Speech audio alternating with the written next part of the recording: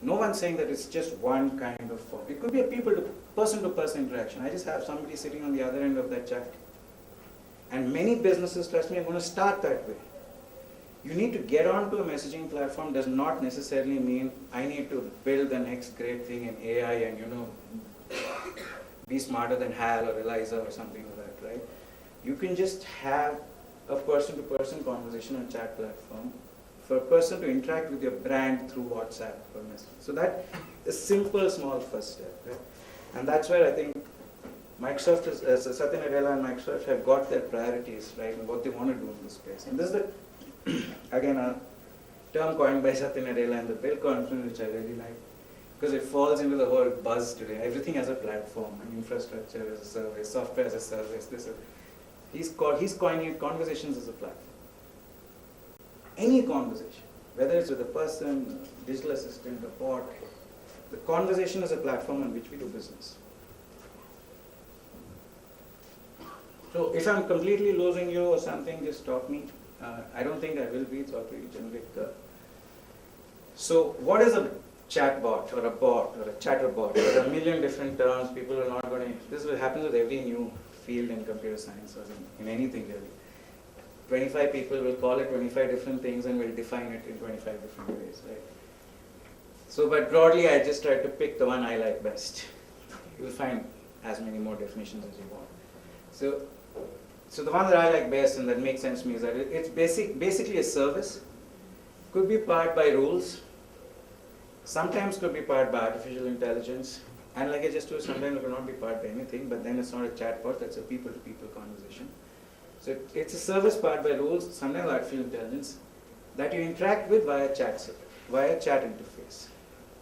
So it's just like any other web service, any other service that you can build and deploy on the internet. The thing is, your mode of interaction is no longer through a browser, is no longer through our traditional action-driven, that I put a button here, I put a form field here, I ask them for X, I seek structured information, I give them structured outputs. That structured way of interacting doesn't exist here. It is a service through which people can interact and is powered by rules or AI and via chat interface. It could do anything. It could be functional stuff. It could be fun stuff. People are already using it. I can give an example of functional stuff, functional things. So Lloyds Bank, RBS, they're already using chatbots as their first line of customer support. And see, that's I think a lot of these companies are already showing you the smart way of deploying these technologies. It's still the first line of customer support. No one's saying that, you know what, a robot can handle all your banking queries. No one's saying that. They're saying that we'll give you a first line that is able to answer the repetitive, simple, standard FAQ type queries we get. I lost my password. Okay, we'll regenerate the password and send it. You can automate that. Right? I can't open this website, or I can't log into your bank website, or I can't see my, how do I see my account balance? How do I see my mutual fund holdings? Which link do I go to? You can very easily automate all of these responses. So Lloyds Bank is using it, RBS. If there's a more complicated query, then you need to have a handoff procedure. Like, okay, hold on, I'm going to hand it off to an actual person who can then deal with the query. So that can be a pure rules-based system, right? So here you have a chatbot which is purely based on easily programmable rules that all of you are very capable of doing even today. You build a rule-based system, and then once you hit a point, okay, this doesn't fall into any of my rules, have a handoff to an actual person. It still saves you a lot of time, effort, cost in terms of hiring resources, at least in the Western world, right? Because we are a far cry. One thing I don't understand in India is simple things, right? You go to a mall, you have this parking, you press a button, it gives you a parking ticket and open that. Great automation. Each of those parking things have one person who stands there. Yeah. 24 hours a day, probably 3 people who do 3 shifts, a job to press the button. And why do they do that? What if someone damages that button? It's cheaper for me to hire that person than to replace the button, because I imported that machine. God knows why. So yeah, I mean, economies like us is still, but like for Lloyds Bank, if they say that, just by having a rules-based chat interface, I eliminated 3 customer service reps. Huge cost saving for them. What these guys can't handle, I still have my 5 more customer service reps, but I eliminated 3 in this branch. Massive cost saving. It makes a lot of sense for these guys, right? And it could live in any major chat product. KLM Airlines is using bots now, right, to some extent. And not so much bots, they're using the messaging. They want you to get out of their website and get into WhatsApp or Facebook Messenger, whatever it is, and deal with you over there. So once you book your ticket, they want to send you your boarding pass through Messenger. They want you to ask flight status through the Messenger. They want you to check, saying that, any special requests, any of this. They want you to do all of that through Messenger. They don't want you to do it through their website. And for you as a person, the way they try to pitch it is really cool. They say, you know what? How are you going to do it? I'll send you, book the ticket. First, I'll say create a profile. You'll create a profile. Then you'll get a username and a password. Then you have to log in with a username and password. And I don't know how good you guys are. I suck at remembering passwords. I have a million passwords for a million different things. I don't remember any of them. So my most common link I hit is forgot password. So anyway, you got a password. You've got to, then okay, you book your ticket. And you say, oh, I'm on a web check-in. All right. Go back to the website. Log into your account again. Remember password again or press forgot password again and get a new password. And they're saying, you know what, we'll eliminate all of that because we already know it's you because we are interacting with you through your WhatsApp chat interface. We don't ask you to authenticate yourself. We have a one-to-one, and as WhatsApp says nowadays, completely encrypted communication with you. Right? So KLM is very interested, and it makes a lot of sense to you as a consumer to say, you know what, yeah, this is good. I don't need to go and find the link for flight status anymore. I don't need to go and say, where is the link for web check-in? I say, I want a web check-in. Okay, sure, which flight do you want a web check-in for? You get a response, I want to do this, I want to do that, and you web check-in. Is the flight late? You can ask questions, is the flight late? Is the flight on time? Everything. And it's so much easier for you as a person. So like I mentioned, there are 2 basic ways a chatbot can work, right? One is rules-based. Like I just said, you don't need rocket science, right? You just need to get onto a messaging platform. You need to build a good rules-based engine and have program responses to questions that you know are typically asked by your consumers.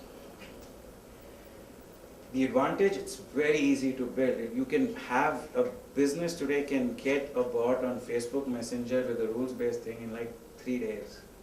I'm sure all development effort included. You don't need too much development effort. The only con of this is that you will end up in possible dead ends if the person asks a question that you've not codified. Right? If you haven't codified it, you can't respond to it. That's the only, so the limited ability to respond to unknown questions is one. The other approach is a machine learning based approach, which a lot of people also like to call the AI based approach. AI is a term that's bandied around too loosely today.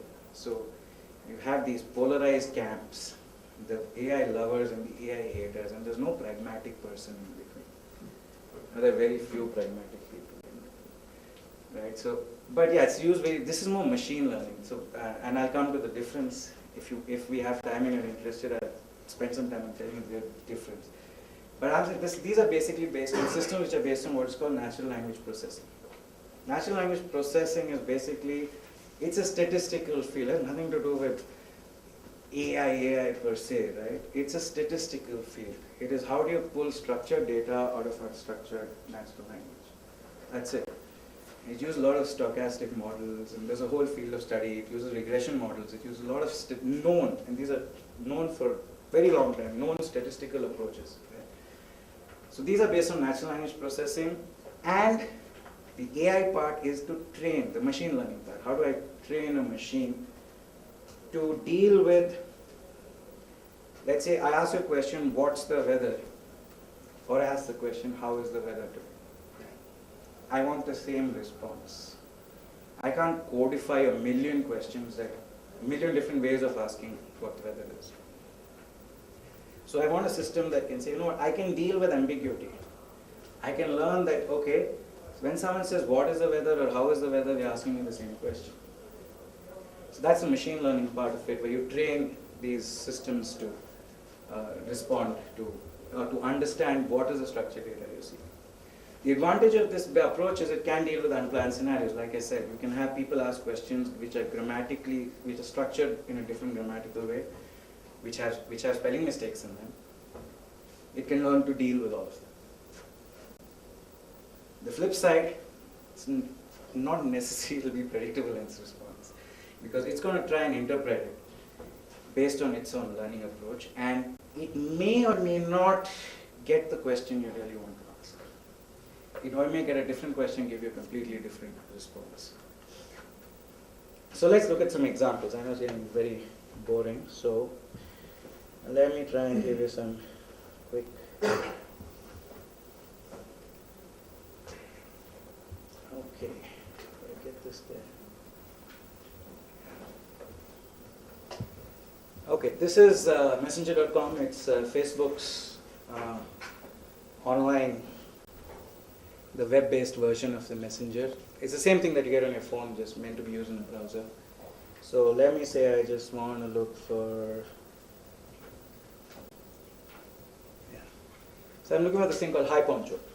Okay, have any of you know of Hi Poncho? Good, okay, so at least it's something. All right. All of you can see this? Okay. So this is, Hi Poncho is a bot which exists on Facebook Messenger. You can look for it on your. Why am I showing Facebook Messenger and not WhatsApp? Okay, let me address that part of the question first. I'm showing you Facebook Messenger because WhatsApp does not allow bots as of today. They have this, and strangely enough, both are owned by Facebook. Okay, but WhatsApp does not actively will cancel your account if you try and have a bot respond to people. Now there are rumors that WhatsApp is going to open to bots because they're owned by Facebook, and Facebook is pushing bots like nobody's business. So they should. But as of today, WhatsApp doesn't allow bots, right? So that's why I'm on Facebook Messenger, because they have a very aggressively marketed bot solution. So this is what Facebook is saying. Okay, so here's a bot. This is what you'll see even if you use it on your phone. It's going to be a blank screen. It says that, okay, you always have, so this is part of the new bot policy, is that there is always user control. The user will decide whether the user wants to start a chat with a bot or not. So this is one of the new policies. So you will always first have a blank screen, right? Okay, so I said, yes, I want to chat with Hi Poncho. So it just starts with saying, oh, hey there, I'm Poncho. Let's talk about the weather, shall we? So let me just say, I say, okay. Okay, this is great. Okay, so I say, what's the weather in Bangalore? Okay, it says it's drizzling, is it? It's drizzling at 29 degrees centigrade in Bangalore, India. Okay, so let me just ask you a strange question. Is it going to continue raining?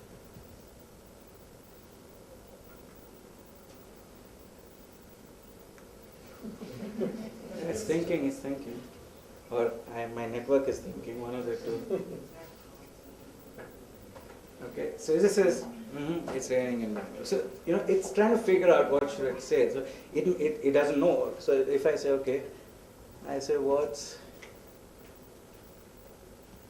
the weather going to be like tomorrow? He knows I'm asking the weather for tomorrow. Okay? You can similarly, so you can just continue this chat, right? So you can say, like for example, thanks.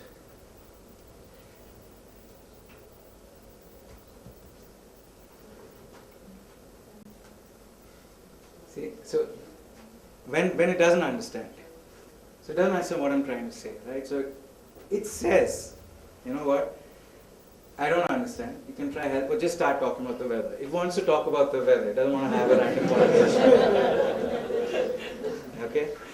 So now another feature which Facebook has recently introduced in its Messenger platform to promote this whole interaction is the carousel, which I'll try to show you.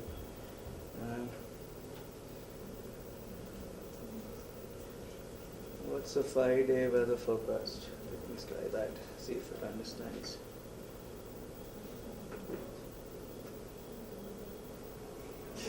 No? Okay. No, but it did work. I don't remember the exact words I used, but it did give me the 5-day forecast. Maybe Let me just say 5-day. Yeah. Okay, so if it was happy with me saying just 5-day forecast, not what's the 5-day weather forecast, right? So this is, it has to learn. It will keep learning as it interacts with more people. So this is another feature Facebook has introduced in the new Messenger platform. So these are called structured templates. So Facebook is saying, obviously we can't have a pure text, you may not want a pure text-based conversation every time with your customers, right? So we have to give, how do you build more app type features within the messaging platform? So there are these generic structured templates. You can have images, you can have call to action buttons in a message template, and that will generate further action. You can have carousels which will allow the people to scroll through within the Messenger platform itself. If you're using it on the phone, you just swipe through. So, alright, so this is, for example, HiPoncho, just a fun weather forecast kind of bot. Now let me just show you another example. CNN has launched their Facebook Messenger bot. Okay, I'm already on it, so that's why it says 600 messages. Okay, so this is what I was talking to you. This is what they call as structured templates within a chat. So they have built. You can generate. You don't need any coding. You just give the content. What are the call to actions you want? It'll just generate these structured templates for you, right? So it's very easy to build. So here, for example, you're saying, hi there, let's get started. I'll send you top stories every day. If you get lost, type here, blah blah blah. So you can click on any of these, saying top stories for you, ask CNN. Let's say I don't want to do anything on that. And let's say, I just say, what's the news on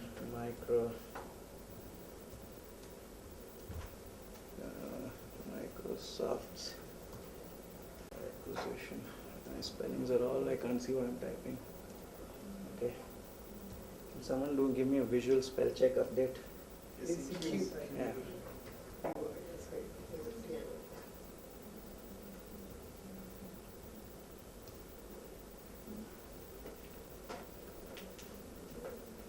Okay, so it's trying to figure out what I'm asking, right? So I said, what's the news on Microsoft acquisition of LinkedIn?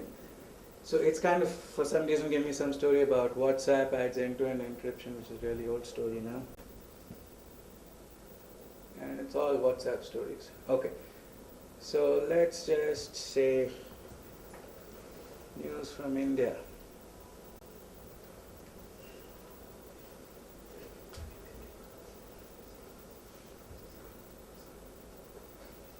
Teen gives birth to 15-pound baby. See, Indians are giving birth all over the place. Yeah, it's the most popular story. Okay, so it tries to give you news stories from India. Okay, you can keep asking it. Now, if you want, for example, here these are call to actions. You can say, I want to read the story. It'll pull you out into a browser, show you the story, and you come back into this. Or you can say that, okay, based on whatever I've spoken to you so far, it tries to predict these are stories that I thought you might like. Right, so you can, so it thinks I like arcade games, so that's alright. So this is you can talk to it about the news. There's another very cool app which I use on my phone currently for news. It's called Quartz, and if you use Quartz, it's available only on the Apple platforms currently. And it's not even chat message, right? But it's like in a chat. I would show it to you, but most of you won't be able to see it. It's like in a chat with bubbles, like your messaging are. But it gives you options. Tell me more. Anything else? No, move on to the next story. So it'll just give me 2-3 like options. And I keep reading the news like someone. It's like I'm in control of the depth to which I want to see a news article. So it'll split. First, it curates the content, so it makes it funny. That's why I like it mostly. It's not just your stock news. They have this little cynical, sarcastic take on the world. But they curate the content, and then they say, okay, so this is the headline. Then you say, no, yeah, I want to know more. They give a little bit more. Then they put a question saying that, okay, so you want to understand something, what does this mean? What does that mean? We know the various angles to that story. So you feel like you're in control of the news that is being presented to you, you know, and it's not even on a chat platform. So that's just, if any of you have the iPhone, I would suggest you try out Quartz. But now let me show you something like, sorry? Quartz. Quartz. Okay, now let me just try and show you if I can. It's called Spring, right? What's it called? How people are trying to do shopping on a shopping bot. It's not coming up. Okay, but I'll see if I can get it up if you have time. But in the interest of time, I just want to show you a couple of examples of what bots look like and how people are trying to make them work. There's my presentation.